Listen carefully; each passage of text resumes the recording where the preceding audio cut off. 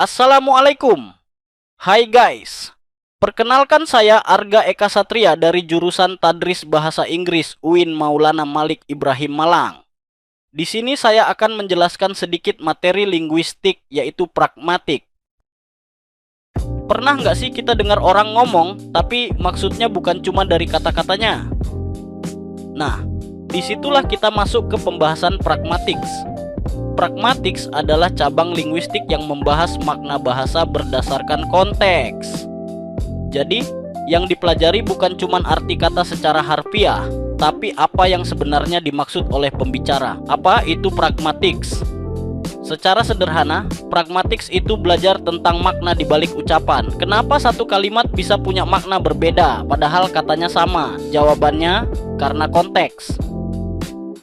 Linguistik konteks pada dasarnya adalah ranah fonologi, morfologi, dan sintaksis. Ini adalah konteks yang terjadi di dalam bahasa. Jadi misalnya, perhatikan masing-masing ujaran berikut meskipun mengandung kata-kata yang sama persis.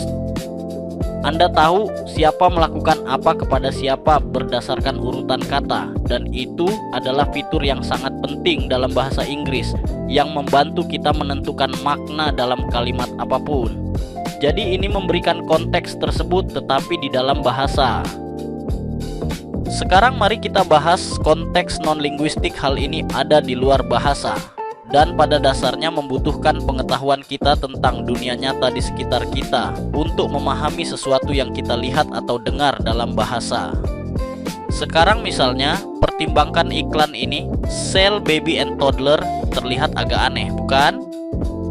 Dan itu ambigu, itulah sebabnya aneh. Jadi salah satu kemungkinan makna dari iklan ini adalah bahwa ada sebuah toko di suatu tempat yang menjual bayi dan balita. Tetapi berdasarkan pengetahuan kita tentang dunia nyata, kita tahu bahwa itu sangat tidak etis dan sangat ilegal. Bukan seperti itu cara bisnis beroperasi. Jadi kita dapat mengabaikan itu sebagai makna yang tidak disengaja. Namun makna yang lebih tepat adalah bahwa ada sebuah toko di suatu tempat yang menjual barang-barang yang berlaitan dengan bayi atau balita, seperti pakaian kereta bayi, botol susu, dan sejenisnya. Jadi sekali lagi, pengetahuan kita bukan hanya tentang konteks linguistik, tetapi juga konteks non-linguistik dunia nyata di sekitar kita yang memungkinkan kita untuk memahami iklan yang kita lihat atau dengar. Mari kita ambil contoh lain. Kali ini dari judul berita surat kabar yang berbunyi Crowds rushing to see Pope trample six to death. Sekali lagi, ini adalah kalimat yang ambigu karena ada lebih dari satu kemungkinan arti.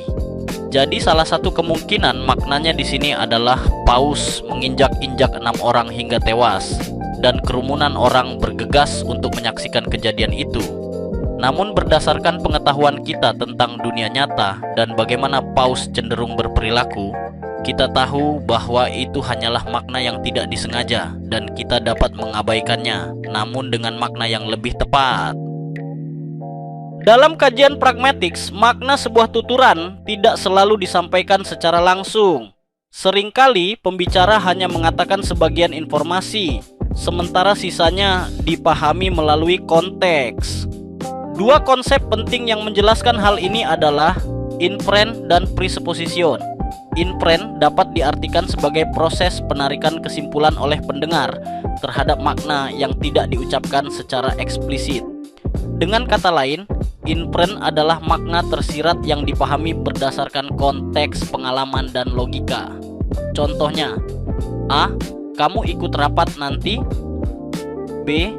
Saya masih banyak tugas. Jawaban B tidak secara langsung mengatakan tidak. Namun pendengar bisa menyimpulkan bahwa B kemungkinan besar tidak bisa ikut rapat. Kesimpulan ini muncul karena pendengar menghubungkan jawaban tersebut dengan situasi yang umum terjadi. Dalam pragmatics, inference menunjukkan bahwa pendengar bersifat aktif, bukan hanya menerima kata-kata secara mentah. Berbeda dengan inference, presupposition adalah anggapan atau asumsi yang sudah dianggap benar oleh pembicara sebelum tuturan itu disampaikan. Pembicara berasumsi bahwa pendengar juga mengetahui atau menerima informasi tersebut. Contoh, dia berhenti belajar linguistik. Kalimat ini mengandung presupposition bahwa sebelumnya dia pernah belajar linguistik. Informasi tersebut tidak diucapkan secara langsung, tetapi sudah melekat pada struktur kalimatnya. Presupposition bersifat lebih stabil karena tidak tergantung pada penafsiran pendengar, melainkan sudah terkandung dalam tuturan itu sendiri. Sebagai kesimpulan, inference membantu kita memahami maksud tersembunyi pembicara, sementara presupposition menunjukkan asumsi yang mendasari sebuah tuturan. Keduanya membuat komunikasi menjadi lebih efisien, alami, dan kontekstual. Sekarang kita membahas deixis. Deixis berasal dari bahasa Yunani yang berarti pointing atau menunjuk. Artinya, kata-kata deiktik berfungsi untuk menunjuk sesuatu dalam konteks tertentu. Tanpa mengetahui konteksnya, makna kata tersebut tidak bisa dipahami secara jelas. Atau sederhananya adalah kata atau ungkapan yang maknanya bergantung pada situasi tutur, yaitu siapa yang berbicara, kepada siapa, kapan, dan di mana tuturan itu disampaikan. Dalam pragmatics, deixis dibagi menjadi beberapa jenis utama. Yang pertama, person deixis. Person deixis berkaitan dengan siapa yang terlibat dalam percakapan. Contohnya, saya, pembicara you, kamu, lawan bicara they, mereka, orang lain di luar percakapan. Makna kata saya akan selalu berubah tergantung siapa yang sedang berbicara. Dan yang kedua, place deixis. Place deixis berkaitan dengan lokasi atau tempat. Contohnya, di sini here, di sana there, ini this, dan itu that. Kata di sini bisa merujuk ke kelas, rumah, atau kampus, tergantung posisi pembicara saat berbicara. Yang terakhir yaitu time deixis berkaitan dengan waktu terjadinya tuturan. Contohnya, sekarang, now, kemarin, yesterday, besok, tomorrow. Makna kata besok akan selalu berubah tergantung kapan kalimat itu diucapkan. Deixis menunjukkan bahwa bahasa tidak bisa dipahami secara terpisah dari konteks. Tanpa memahami deixis, pendengar bisa salah menafsirkan maksud pembicara.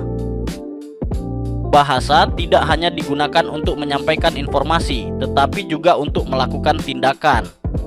Konsep yang menjelaskan hal ini disebut speech acts. Speech acts berarti bahwa ketika seseorang berbicara, ia sebenarnya sedang melakukan sesuatu, bukan sekadar mengucapkan kata-kata. Sederhananya adalah speech acts merupakan tindakan yang dilakukan melalui tuturan.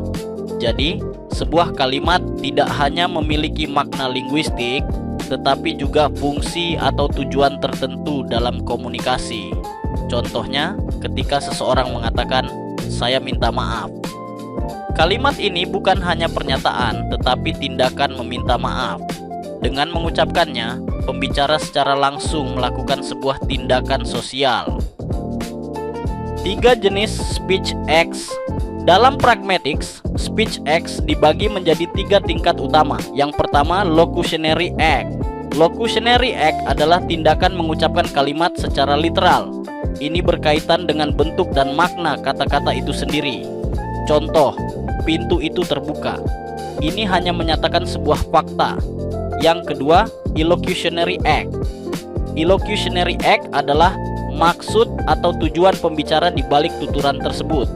Inilah bagian terpenting dalam speech acts. Contoh, pintu itu terbuka. Secara illocutionary, kalimat ini bisa bermaksud meminta seseorang menutup pintu. Dan yang terakhir, perlocutionary act. Perlocutionary act adalah dampak atau efek tuturan terhadap pendengar. Contoh, setelah mendengar kalimat pintu itu terbuka, pendengar kemudian menutup pintu. Tindakan menutup pintu tersebut adalah perlocutionary effect. Speech acts sangat sering kita gunakan dalam komunikasi sehari-hari seperti meminta, requesting, memerintah, commanding, berjanji, promising, meminta maaf, apologizing, mengucapkan terima kasih, thanking. Dalam banyak kasus, speech acts disampaikan secara tidak langsung agar terdengar lebih sopan. Konsep speech acts menunjukkan bahwa keberhasilan komunikasi tidak hanya bergantung pada tata bahasa, tetapi juga pada pemahaman konteks dan maksud pembicara. Jika pendengar gagal memahami illocutionary act, maka komunikasi bisa gagal meskipun kalimatnya benar secara gramatikal. Sebagai penutup, bisa kita simpulkan bahwa pragmatics mengajarkan kita satu hal penting. Bahasa tidak pernah berdiri sendiri. Makna sebuah ucapan tidak hanya ada pada kata-kata, tetapi juga pada konteks, situasi, dan maksud pembicara. Melalui pragmatics, kita belajar bahwa orang sering tidak berbicara secara langsung. Ada makna tersirat yang harus kita pahami lewat konteks, seperti dalam deixis, inference, presupposition, dan speech acts. Semua konsep ini membantu kita agar tidak mudah salah paham dalam berkomunikasi. Dengan memahami pragmatics, kita tidak hanya menjadi orang yang bisa berbicara dengan benar secara tata bahasa, tetapi juga berkomunikasi dengan tepat, sopan, dan efektif dalam kehidupan sehari-hari. Semoga setelah mempelajari materi ini, kita bisa lebih peka dalam memahami maksud orang lain dan lebih bijak dalam menggunakan bahasa. Terima kasih atas perhatiannya. Saya Arga Eka Satria memohon untuk undur diri. Wassalamualaikum warahmatullahi wabarakatuh.